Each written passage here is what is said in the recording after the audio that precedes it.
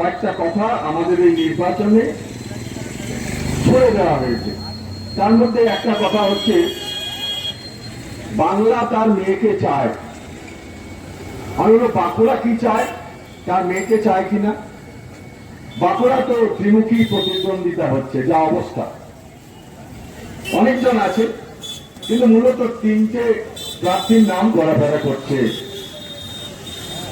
তো আমরা এই জন্যই বলছি যে যারা সরকারে আছেন, বাইরে থেকে একজনকে এনেছেন, কম বয়সী, আমি কোনো কথা তার সম্পর্কে বলতে চাই না, কিন্তু সে বলছে যে আমি মানুষের স্বার্থে কাজ করতে চাই।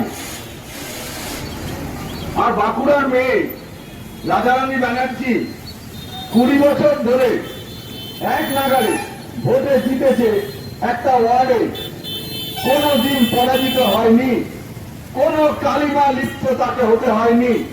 রাজারানী ব্যানার্জি তিনি একজন প্রার্থী, আর তৃতীয় আরেকজন প্রার্থী বিজেপির পক্ষ থেকে। তাহলে মুনমুন সেন আমরা কি ভুলে গেছি? সেই ছলনা, সেই লোক দেখানো, সেই বাইরে থেকে লোক নিয়ে আসা, বাঁকুড়াকে এইরকম ভেবে নেওয়া। বাঁকুড়া মানে যে কোনো ভাবে তুমি বুঝিয়ে দেবে, যে কোনো ভাবে বাঁকুড়ার মানুষকে ব্যবহার করবে। এই যার মূর্তির সামনে দাঁড়িয়ে আমরা কথা বলছি রামকিঙ্কর বেদ, এক বাক্যে বাঁকুড়া শহর, বাঁকুড়া জেলা নয়, রাজ্য নয়, ভারত নয়, সারা বিশ্ব জানে রামকিঙ্কর বেদের কথা, রামানন্দ চট্টোপাধ্যায়ের কথা। এই বাঁকুড়াকে দেখাচ্ছেন বারে বারে কুমিরের ছানার মতো, একবার মুনমুন, আরেকবার সায়ন্তিকা, আরেকবার কেউ, ইত্যাদি ইত্যাদি। অবাক হয়ে গেলাম। গতকাল আমি যখন স্কুল থেকে ফিরছি, গোবিন্দধাম গ্রামে দেখি একটা হেলিকপ্টার বনমান করে তার ইয়েগুলোকে, পাখাগুলোকে ঘোরাচ্ছে। তার আগে আমাদের গাড়িটাকে জোর করে পুলিশ আটকে দিল। দেখছি একটা রোড শো হচ্ছে, এবং সেই রোড শোতে অন্তত 25টা গাড়ি আর 150 লোক, বিরাট রোড শো। সেই রোড শো উপরে কে চেপে আছে? সেই চেপে আছেন যিনি অর্জুন সিং। কিসে এসেছেন? হেলিকপ্টারে। আপনাদের এখানে 2011 সালে এই যে অরবিন্দনগরের পাশে এখানে যে বাড়িগুলো হয়েছে, ফাঁকা মাঠ ছিল, এই মাঠে হেলিকপ্টার নেমে কে মিটিং করেছিলেন? শ্রীমতী মমতা ব্যানার্জি। টাকা পয়সা কোথায় পাওয়া যাচ্ছে? হেলিকপ্টার চড়া কে দিচ্ছে? কে ফান্ডিং করছে? ছবি আঁকা তো বন্ধ হয়ে গেছে। ছবির তো জেলখানায় 1,86,00,000 টাকা যার ছবির দাম, সে তো ওই রকমই ভাববে। কেননা আমাদের এই রামকিঙ্কর বেদ, তার ছবি তো অত দামে বিক্রি হয়নি। কাজেই দামের দিক থেকে যেভাবে বাঁকুড়াকে, সেইভাবে তারা ভেবে নিচ্ছেন। আপনাদের কাছে আমাদের অনুরোধ, আপনারা কি সেটা ভেবে নেবেন? আপনারা কি সেই পথে চলবেন? যে হেলিকপ্টারে করে অর্জুন সিং কে? তিনি ছিলেন তৃণমূলে, এখন বিজেপিতে। মুকুল রায় কে? তিনি ছিলেন তৃণমূলে, এখন বিজেপিতে। শুভেন্দু অধিকারী কে? তিনি বাঁকুড়া জেলাকে দেখতেন সাংগঠনিক ভাবে। এই যে সতীঘাটের যে ব্রিজ, এই ব্রিজ আজ পর্যন্ত হলো না। বাঁকুড়াবাসী আজ পর্যন্ত সুস্থ পানীয় জল, পরিশুদ্ধ পানীয় জল আজ পর্যন্ত পেল না। এই নদীর চরের মধ্যে দাঁড়িয়ে গত বছর করোনার ঠিক আগে এই ঠান্ডা রোদ্দুরে বিশাল এক মনে হচ্ছিল যেন বিশাল একটা কিছু ঘটনা ঘটে যাচ্ছে। এইখানটায় নেতৃত্ব দিয়েছিলেন কে? শুভেন্দু অধিকারী। আজ কোথায় গেছেন? আপনাদের শুধু আমরা ভাবতে অনুরোধ করব, বদলটা হবে, কিন্তু এই যে বদলটা হবে, এই বদলের ক্ষেত্রে আপনারা কোন পক্ষ অবলম্বন করবেন? জার্সি যারা বদল করছে, আপনারা সেই দিকে যাবেন, নাকি আপনাদের নতুন করে কিছু ভাববেন? কোনটা আপনাদের ভালো? আমার বন্ধুরা সব বলছিলেন 34 বছরের কথা। এখন যারা 15 থেকে 35 বছর বয়সী আমাদের রাজ্যবাসী যারা আছে তারা হচ্ছে টোটাল রাজ্যবাসীর 50%, অর্ধেকের বেশি। তারাই নির্ধারণ করবে কাকে ভোট দেবে। এই যে টাকা পয়সা, পিকে কে এত টাকা পয়সা দেওয়া হচ্ছে, এই টাকা কোথা থেকে আসছে? আজকে যে শুভেন্দু অধিকারী এইখানটায় নেতৃত্ব দিয়েছিলেন, আমরা ফেসবুকে, যে ইসরায়েলরা আছেন, আমরা ফেসবুকে রাগারাগি করেছিলাম। শুভেন্দু অধিকারী কথা দিয়েছিলেন যে এই গঙ্গেশ্বরী নদীতে যা হয়েছে তা উনি সম্পূর্ণ পুরোপুরি ব্যবস্থা করে দেবেন, যা ক্ষতি হয়েছে। কোথায় যাবেন? আজকে তো উনি ওখানে চলে গেছেন। আজকে তো জানা যাচ্ছে শ্রীমতীর মুখ থেকে মাননীয় বলছেন, এতদিন তো জানা যায়নি, প্রকাশ্যে আসেনি, জানা গেল অধিকারী বাবু, যিনি বাঁকুড়া শহরে নেতৃত্ব দিয়েছিলেন সেদিন, গ্রামের থেকে গরিব মানুষেরা তারা পঞ্চায়েতে নমিনেশন দাখিল করার জন্য যখন ট্যাক্সি স্ট্যান্ডের উপর দিয়ে যাচ্ছে, মুখ বেঁধে কাপড় দিয়ে, কাপড়ের মুখ বেঁধে লাঠিপেটা করা হয়েছিল। তার নেতৃত্বে কে ছিলেন? পিছন থেকে শুভেন্দু অধিকারী। উনি আজকে গণতন্ত্র দেখাচ্ছেন। এতদিনে তো শ্রীমতী বলছেন তার এতগুলো হোটেল আছে, তার এতগুলো বাস আছে, জানতেন না? এতদিন জানতেন না? আসলে সবই একটা কারসাজির মধ্যে চলছে। দ্বিতীয় একটা কথা বলছেন, খেলা হবে, খেলা হবে। আমরা যখন এখানে আমাদের সভা শুরু হবে তার আগেও দেখলাম খেলা হবে শুরু হয়েছে। খেলা, এটা ছিনিমিনি খেলা। একজন কৃষকদের সাথে ছিনিমিনি খেলছেন, বলেছেন কৃষকদের জন্য আমি দারুণ করে দেবো। এমন পদ্ম ফুল ফুটিয়েছেন যে পুরো দিল্লি যাওয়ার পথে গোটাটায় পদ্ম ফুলে ভর্তি হয়ে গেছে। কৃষকরা মাঠ থেকে উঠে এসে রাস্তায় দাঁড়িয়েছে, বোধহয় 117 দিন হয়ে গেল, এবং 200 জনের বেশি। তারা ওই প্রবল ঠান্ডায়, বৃষ্টিতে, আবার এখন গরমে তারা তাদের প্রাণ গেছে, তারা লড়াই করছেন। আপনারা শুনলেন যে ওই থালা বাজানোর কথা, আপনারা জানেন লকডাউন করে সারা দেশকে ওই কয়েক ঘন্টা, 4 ঘন্টার নোটিশে সারা দেশকে লকডাউন করে ঘরবন্দি করে দিয়ে তারপরে উনি কি করেছেন? উনি কৃষি বিল নিয়ে এসেছেন, কৃষি আইনে পরিণত করেছেন। কৃষকরা রাস্তায় দাঁড়িয়েছে, সেই কৃষি আইনকে তারা মানছে না। যদি কৃষকের স্বার্থে কাজ করবেন, আমাদের দেশটা তো কৃষি প্রধান, আমাদের দেশ তো ঋষি প্রধান নয়। ভারতবাসী কৃষি প্রধান, এখানে আমাদের কৃষি জমি তো বেশি। তাহলে আপনি কৃষকের স্বার্থে যদি কাজ করেছেন, তাহলে রাস্তায় কৃষকরা কেন? খেলা হবে, খেলা হবে। কোন খেলা হবে? গত শুক্রবার দিন আমি কোভিড ইঞ্জেকশন নিতে যাচ্ছি মিউনিসিপালিটির ওই পাশে, সেই সেন্টারে আমি আটকে গেলাম। কেন? একবারে সারা বাচানতলা স্টেট ব্যাংক চত্বর, স্টেট ব্যাংকের সামনে পুরো ঘিরে ফেলেছে। কারা? আমি, তোমরা কারা? বলছে চাকরি পেয়েও বেকার যারা। জিজ্ঞেস করছি তোমরা কারা? বলছে চাকরি পেয়েও বেকার যারা। অত্যাশ্চর্য ভাবে দেখলাম আমার এক ছাত্র এবং ছাত্রী তারা সেখানে অংশ নিয়েছে। কিরে, কি ব্যাপার বাবা? 2014 সালে পরীক্ষা দিয়েছে টেট, ও শুনছিলেন আপনারা? 2014 সালে পরীক্ষা দেওয়ার পরে কোন লিস্ট বেরোয় না। পার্থক্যটা দেখবেন না। আজকে 18 থেকে 21 থেকে 35, 18 থেকে 35 যারা রয়েছেন আপনার বাড়িতে ছেলেমেয়েরা, তাদের বলবেন না? আনন্দবাজার, বর্তমান, গণশক্তি, স্টেটসম্যান, টেলিগ্রাফ, আরো কতগুলো কাগজে, অন্ততপক্ষে 7টা কাগজে লিস্ট করে নাম বেরিয়ে যেত কারা কারা সিলেক্টেড হয়েছে। মেধা তালিকা।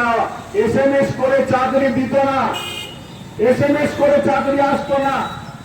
চাকরিটা আসতো কোথায় কোথায় পোস্ট খালি আছে, একবারে খবরের কাগজে বিজ্ঞপ্তি দিয়ে হেডমাস্টার নিয়োগ করা হবে, খবরের কাগজে বিজ্ঞপ্তি দিয়ে কোন কোন স্কুলে ফাঁকা আছে, কে কে নির্বাচিত হলেন, খবরের কাগজে বিজ্ঞপ্তি দিয়ে তার সাথে আরেকটা বিজ্ঞপ্তি আসতো যে আগামী বছর বা 5 মাস পরে, 7 মাস পরে কবে পরীক্ষাটা হবে তার ডেটটা।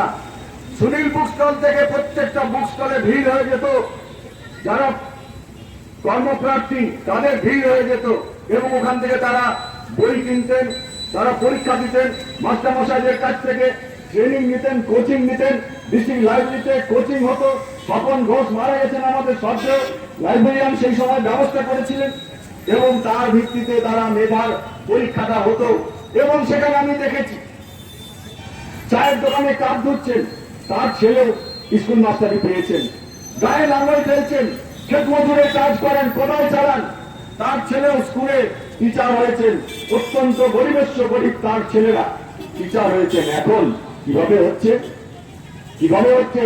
ওরা বলছে, ওই ছেলেরা বলছে, যারা চাকরিতেও বেকার, যারা বলছে আমরা টাকা চাই, টাকা না হলে চাকরি হবে না, টাকা দিলে 12 লক্ষ 15 লক্ষ 20 লক্ষ টাকা আপনার ঘরের ছেলে মেয়েদের জন্য আপনি 20 লক্ষ টাকা দিতে পারবেন তো? আর যদি দিলেন ভরসা থাকবে তো? আর কোন পথে যাচ্ছে? বলছেন খেলা হবে, খেলা হবে, ভাঙা পায়ে খেলা হবে। ভাঙা পায়ে কি খেলা হবে? এমন কিক করবো যে গোল আউট করে দেবো, এমন কিক করবেন ফুটবল আর ক্রিকেট, তারই কাণ্ড জ্ঞান নেই। আর উনি বলছেন খেলা হবে, খেলা হবে, ভাঙা পায়ে খেলা হবে। এই ছেলে মেয়েদের তাদের ছিনিমিনি খেলা, কৃষকদের জীবন নিয়ে ছিনিমিনি খেলা। আমাদের মা বোনেরা, আমাদের ছাত্রছাত্রীরা কোথায় গেছে আজকে রাজ্যটা? আপনাদের জ্ঞাতার্থে আমি জানাই, বিনয়ের সাথে জানাই, কেউ যদি মনে করেন আমার সাথে যোগাযোগ করবেন, আমার বাড়িতে রাখা আছে। দেশ পত্রিকায় বেরিয়েছিল সেই সময় জ্যোতি বসুর একটা ছবি দিয়ে, অনেক দুর্নাম করেছে জ্যোতি বসু। তারপরে লিখেছে কি জানেন? দুটো ব্যাপারে, যে দুটো ব্যাপারে জ্যোতি বসুর নাম করতেই হবে। এই রাজ্য হচ্ছে নারীর নিরাপত্তার জন্য সারা দেশের মধ্যে 1 নম্বর রাজ্য।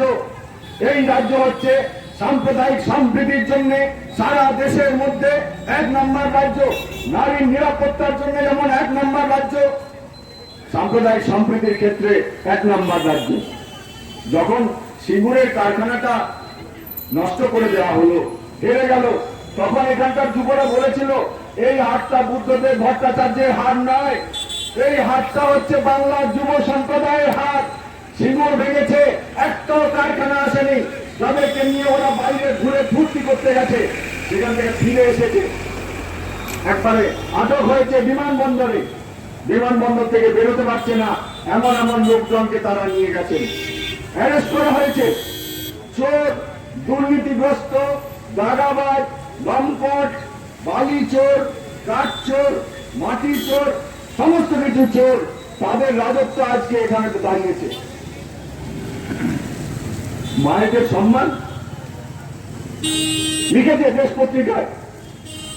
কলকাতা শহরে আমাদের এই পশ্চিমবঙ্গ রাজ্যে রাত্রি 10টা পর্যন্ত মেয়েরা যদি ঘোরাঘুরি করে, তাহলে তাদের উপরে কোনো অত্যাচার হয় না, নিরাপদে তারা নির্ভয়ে ঘোরাফেরা করতে পারে কলকাতা শহরে। আজকে পারা যায়?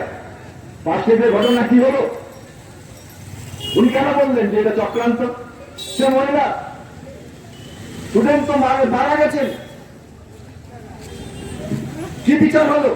ধরা পড়লো তো, বললো যে দোষী। কি হলো? কামদুনির মেয়েটি, কামদুনির মেয়েটিকে তো তাকে হত্যা করা হলো, ধর্ষণ করার পরে হত্যা করা হলো, প্রতিবাদ করা হলো, বললেন মাওবাদী। একই জিনিস আমরা দেখছি। যারা আজকে আমাদের রাজ্যে আসছেন, বাইরে থেকে আসছেন, সোনার বাংলা গড়তে না। ওই যে অর্জুন সিংকে দেখলাম, উনি বলেননি, দিলীপ ঘোষ বলেননি, মাননীয় প্রধানমন্ত্রী বলছেন সোনার বাংলা গড়তে চাই। অমিত শাহজি 2 নম্বর ব্যক্তি বলছেন সোনার বাংলা গড়তে চাই। আপনি গুজরাট থেকে আসছেন বাংলা গড়তে, আমরা ভুলে যেতে পারি না।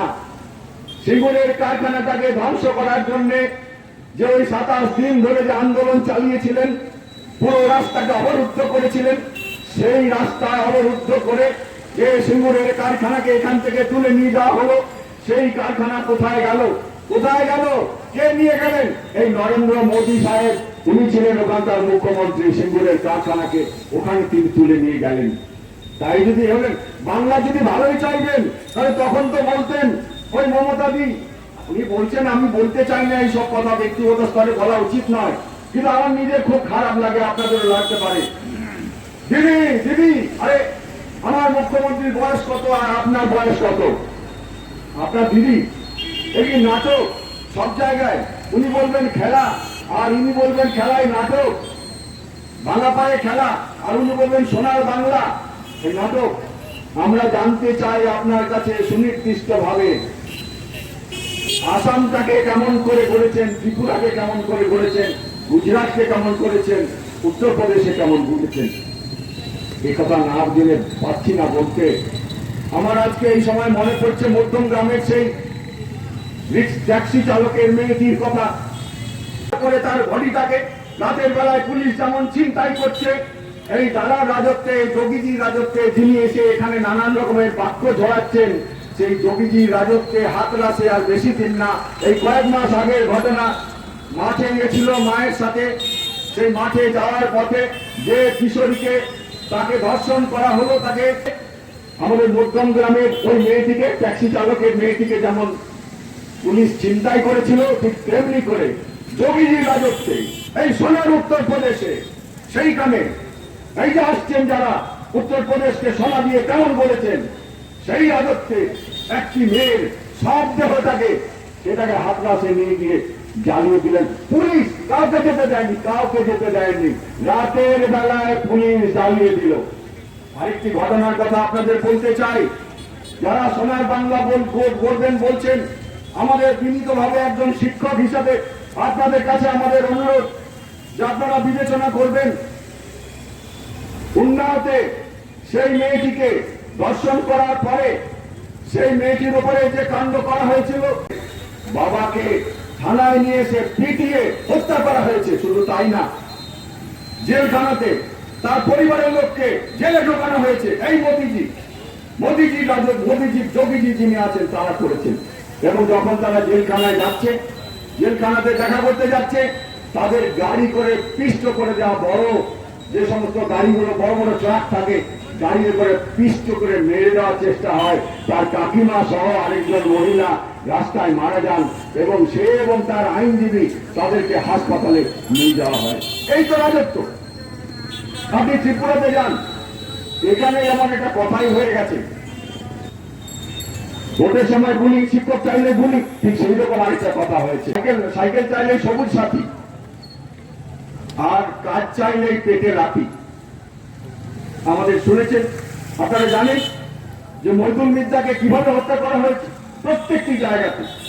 আর এরা যারা বলছেন যে আমরা সোনার ভারত গড়ে তুলব, সোনার ভারত, তাহলে তো ভালো হয়ে গেল। সোনার ভারতের থেকে কি পশ্চিমবঙ্গটা বাইরে? আমাদের রাজ্য কি সোনার ভারতের বাইরে? সোনার ভারত যদি আপনারা গড়ে দিতে পারেন, তাহলে পশ্চিমবঙ্গেরও উন্নতি হয়ে যাবে, সেটা কোনো অসুবিধা কিছু নেই। কিন্তু কোন ভারত আপনারা গড়ছেন? এরা ভারতকে বলেন ভারত মাতা, আগে বলে না দেখবেন ভারত মাতা। তো মায়ের যে হাত পা কেটে বিক্রি করছো তোমরা, তোমরা কেমন সন্তান? তোমরা যে কুলঙ্গার, থালা বাজালে তো আর হবে না। যখন মানুষ কাতরাচ্ছে তখন আপনি গিয়ে অযোধ্যায় রাম মন্দির করতে যাচ্ছেন, এবং আপনি এমন একটা বৈজ্ঞানিক লোক, বিজ্ঞান মানা লোক, যে আপনি যখন গেছেন আপনি বলেছেন দিয়া জ্বালো, থালা বাজাও, করোনা চলে যাবে। আর আমাদের এখানে যারা বিজেপির পক্ষে আছেন তারা বুক ফুলিয়ে বলছিলেন এমন যেন 21 দিন 18 দিন 21 দিন 18 দিনে কুরুক্ষেত্র হয়েছিল, 21 দিনের মধ্যে সব ঠান্ডা হয়ে যাবে, যেন সব বাড়িতে বাড়িতে থালা বাজালে ঠিক হয়ে যাবে। মানুষ যখন কাতরাচ্ছে, হাসপাতালে যেতে পারছে না, হাসপাতালে যাওয়ার অবস্থা নেই, ঠিক সেই সময়তে বিজেপির হয়ে যারা দাঁড়িয়েছেন এখানে ভোট চাইতে যারা আসছেন, তাদের কাছে বাড়িতে গেলে প্রশ্ন করুন যে আপনারা তখন কোথায় ছিলেন। যারা তৃণমূলের হয়ে ভোট চাইতে আসছেন, ওই প্রার্থীকে ধরে রাস্তায় জিজ্ঞেস করুন যে তখন বাঁকুড়াবাসী ঘর থেকে বেরোতে পারছিল না, মতান্তরায় গেলে পুলিশের লাঠি খেতে হচ্ছিল। আমরা গেছি, বলতে কোনো অসুবিধা নেই। ঘটকপাড়ায় গেছি, সেখানে গিয়ে দেখেছি, আমরা এবিটিএর এরকম দল হয়ে ঘটকপাড়ায় গেছি, ঘটকপাড়ায় গিয়ে দেখেছি যে মানুষের কি দুর্দশা। মানুষ চাল কিনতে পারছেন না। ছোট ছোট ব্যবসায়ী যারা যারা দোকানে বাজারে কাজ করেন, যারা ঠেলা চালান, যারা রিক্সা চালান, তাদের সমস্ত বৃত্তি চলে গেছে। সেই সময় দাবি করা হয়েছিল যে 7,500 করে টাকা তুমি ওদেরকে দাও, এরা দেয় না, এরা দেয়নি। এরা না দিয়ে সেই সময়তে ওই অযোধ্যাতে গেছে এবং অযোধ্যায় যাওয়ার পরে সেই প্রধান পুরোহিত তার করোনা হয়েছে, কিন্তু উনি কোয়ারেন্টিনে যাননি। আজকে যিনি সোনার ভারত বলতে আসছেন মাননীয় অমিত শাহজি, আমি জিজ্ঞেস করতে চাই যারা বিজেপি করেন তাদেরকে আপনারা জিজ্ঞেস করুন, আপনারা জিজ্ঞেস করুন সেদিন কোথায় ছিলেন? করোনা কালে অমিত শাহের ছবি কেউ দেখাতে পারবেন? অমিত শাহকে দেখতে পাওয়া যায়নি। আমাদের এখানে যারা তৃণমূলের হয়ে কথা বলছেন, করোনা কালে কাউকে দেখতে পেয়েছেন? দেখতে পাবেন না। দেখতে পেয়েছেন বামপন্থীরা গরিব মানুষের কাছে দাঁড়িয়েছে। সারা রাজ্যে আমাদের এই বাঁকুড়া শহরেও 2-3টে গরিব মানুষের ক্যান্টিন চালানো হয়েছে, বাড়িতে বাড়িতে খাবার পৌঁছে দেওয়ার ব্যবস্থা করা হয়েছে। আর আন্দোলন করতে গেছেন বিমান বসুরা, তাদেরকে কারাগারে অবরুদ্ধ করা হয়েছে, কারাগারে নিয়ে যাওয়া হয়েছে, জেলখানায় ভরা হয়েছে। এই অবস্থায় এরা পৌঁছেছিল। আর আমরা, আপনি এমন কুলঙ্গার যে আপনার LIC কে বিক্রি করে দিচ্ছেন, ব্যাংককে বিক্রি করে দিচ্ছেন, বিমানবন্দর বিক্রি করে দিচ্ছেন। শুনলে অবাক হয়ে যাবেন, অনেকে অবাক হবেন, অনেকে হবেন না। যে যে বিক্রি করার জায়গায় আমাদের SP কারখানা আছে, দুর্গাপুরে আরো স্টিল প্ল্যান্ট, সেটাকে বিক্রি করবে এরা। এরা BSNL কে বিক্রি করেছে। এরা সেই রকম আমাদের আচার্য প্রফুল্ল চন্দ্র রায়ের তৈরি করা বেঙ্গল কেমিক্যাল, তাকেও আজকে অমিত শাহ বড় ভাষণ দিচ্ছেন। দেখবেন উনি জানেন না, উনি জানেন না আরো বাঙালি যারা স্বাধীনতা সংগ্রামী, ক্ষুদিরাম বসু, কিন্তু প্রফুল্ল বসুও প্রথমে উনি বলেছেন। আজকে ভিডিওটা আপনারা দেখবেন, আজকে দেখবেন কোথায় একটা বক্তৃতা করছিলেন, আমি এখানে আসার আগে শুনেছি। প্রফুল্ল বসু, তারপর তাদের প্রফুল্ল চাকরি। জানেন না, জানেন না বলে কদিন আগে এসেছিলেন, এসে ওইরকম একটা মূর্তিতে মালা দিয়েছেন। কার মূর্তিতে মালা দিয়েছেন? কোন একজনের, মানে এরকম একটা মূর্তি তৈরি করা হয়েছে, বলছেন এটাই বিরসা মুন্ডা। এরা ইতিহাস জানে না, এরা ভূগোল জানে না, এরা বিজ্ঞান মানে না, এরা গোটা সমাজটাকে কুসংস্কারাচ্ছন্ন করতে চায়, এরা দেশটাকে বিক্রি করতে চায়, এরা ধ্বংস করতে চায়। সেই জন্যে বদল তো হবে।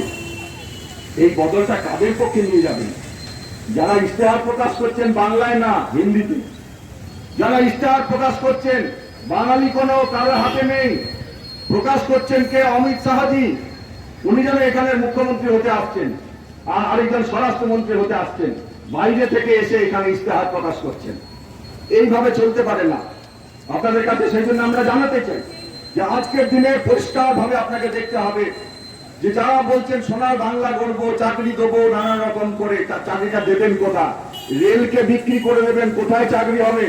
BSNL কে বিক্রি করে দেবেন, কোথায় চাকরি হবে? স্টিল প্ল্যান্টকে বিক্রি করে দেবেন, কোথায় চাকরি হবে? ব্যাংককে মার্জার করেছেন, ব্যাংক এমপ্লয়িরা ধর্মঘট করলো 2 দিন ধরে। বিমাতে যারা কাজ করেন তারা পরপর 2 দিন, LIC এবং সাধারণ বীমা তারা ধর্মঘট করলেন পরপর 2 দিন। এই তো কয়েকদিন আগে, 1 সপ্তাহ বেরোয়নি এখনো পর্যন্ত। কেন করলেন তারা? নিজেদের চাকরির জন্য নয়, ব্যাংকটা রাষ্ট্রায়ত্ত, এটা এমনি এমনি নয়। এমন তারা দেশ সেবক নন, এরা হচ্ছেন একবারে কর্পোরেট সেবক।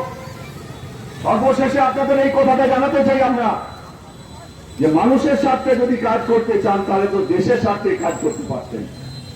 করোনা কালে ওই যে বলছেন একটা একটা আমাদের বন্ধুরা বলে গেলেন, আমি শুধু আমাদের স্মরণ করে দিয়ে আমাদের সভাটাকেও শেষ করতে চাই।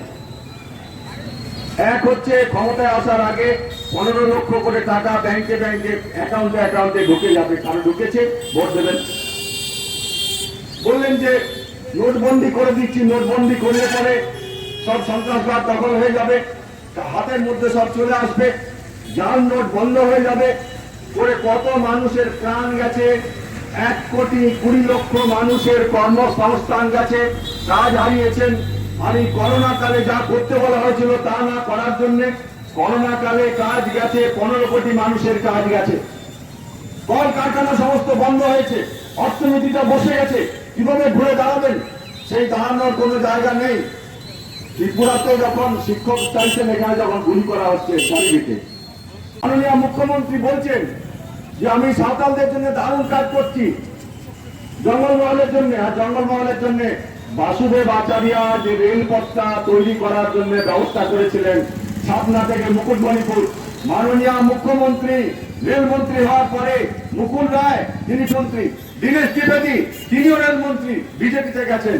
আর এতদিন বিজেপি চলেছে, আপনারা সুভাষ বাবুকে বসিয়েছেন। কেউ বলেছেন যে ছাতনা থেকে মুকুটমণিপুর রেলপথটা কি হলো?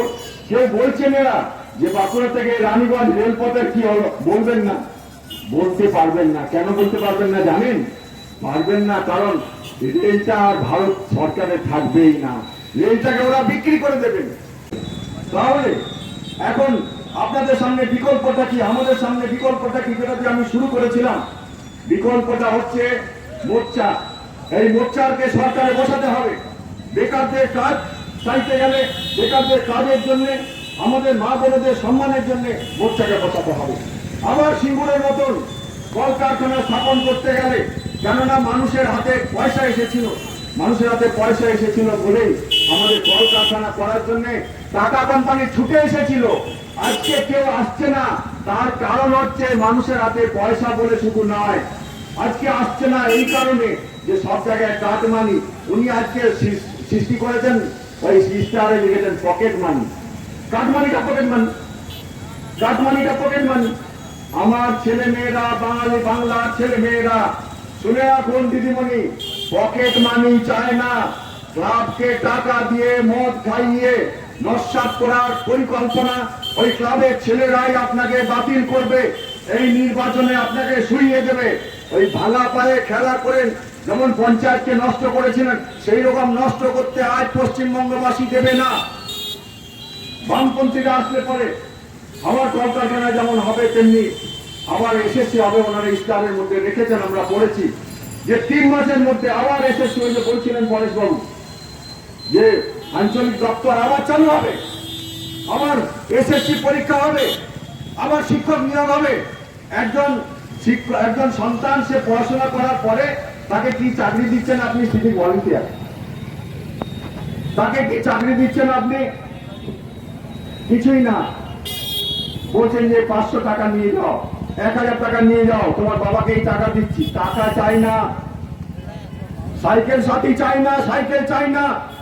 যাকে সাইকেল দিচ্ছেন তার বাবাকে যদি একটা কাজ দেন, তাহলে তার বাবা তার মেয়েকে 2 বছর পর পর সাইকেল কিনে দিতে পারে, আপনাকে সাইকেল দিতে হবে না।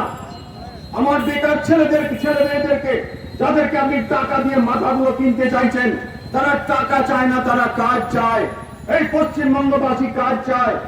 আর পরিযায়ী শ্রমিক যারা, পরিযায়ী শ্রমিকদের জন্য এই বামপন্থীরা তারা ঠিক করেছেন, মোর্চা তারা ঠিক করেছেন যে একটা আলাদা দপ্তর করবেন পরিযায়ী শ্রমিকদের জন্য। কষ্ট মানুষ যারা আছেন তারা বলুন, নারী নিরাপত্তার পক্ষেও পশ্চিমবঙ্গই ঠিক মতন জায়গায় পৌঁছাবে। কাজে আগামী নির্বাচনে আপনার কাছে 3টে জায়গার মধ্যে আপনাকে বেছে নিতে হবে যে তাদের পক্ষে আপনারা রায় দেবেন। বিকল্প কোনটা? আপনি চান কাজ, আপনি চান সম্মান, আপনি চান কৃষকের জন্য ন্যায্য দাম, তাহলে আপনাকে বামপন্থীদের পক্ষে, মোর্চার পক্ষে আসতে হবে। আর যারা দেশটাকে নষ্ট করছে, যারা রাজ্যটাকে নষ্ট করছে, ওই ত্রিপুরার মুখ্যমন্ত্রীর কাছে যখন ছেলেরা বলেছিল যে পলিটিক্যাল সায়েন্সের শিক্ষক চাই, কি বলেছিল জানেন? স্কুল থেকে বেরিয়ে মাঠে যখন একটা সভা ছিল, সেই সভায় গিয়ে উনি বলেছিলেন যে ছেলেরা আমাকে পলিটিক্যাল সায়েন্সের শিক্ষক চেয়েছে, পলিটিক্যাল সায়েন্সের শিক্ষকের কোনো দরকার নেই। ভূগোল আর ইতিহাসের যোগ ফলই হলো পলিটিক্যাল সায়েন্স। ভূগোলের যে কোনো মাস্টার পল সায়েন্স পড়াতে পারে, ইতিহাসের যে কোনো মাস্টার পল সায়েন্স পড়াতে পারে, কাগজে বেরিয়েছিল। আজকে যারা সোনার বাংলা গড়তে চান তারা বলেন গরুর দুধে সোনা পাওয়া যায়। করোনার সময় তারা গোমূত্র সেবন করার জন্য এই সমস্ত কথাবার্তা বলে। এদেরকে অন্তত পক্ষে কোনো ক্রমে আপনারা জায়গা দেবেন না। এরা মেরে ফেলবে, এরা দেশটাকে শেষ করতে হবে, রাজ্যটাকে শেষ করবে, সারা দেশকে ধ্বংস করে দিল, ধ্বংস করে দিল। প্রচুর কোটি কোটি টাকা এই করোনা কালে, 13 লক্ষ কোটি টাকা আয় হয়েছে। ওই জিও যারা করছে আদানি আম্বানি ওদের, আর কাজ হারা হয়েছে 15 কোটি মানুষ। কাজে আপনাদের বুঝতে হবে ওদের ছলনায় দয়া করে আপনারা ভুলবেন না। আর দিদিমণির খেলার আপনারা যোগ্য জবাব দেবেন এই কথা বলে এতক্ষণ ধরে আমাদের কথা যারা শুনছেন তাদের সবাইকে নমস্কার জানিয়ে, আমার সঙ্গী সাথী যারা আছেন এতক্ষণ ধরে তাদের সবাইকে সংগ্রামী অভিনন্দন জানিয়ে আমার কথা শেষ করি। ইনকলাব জিন্দাবাদ, নিখিল বঙ্গ শিক্ষক সমিতি জিন্দাবাদ।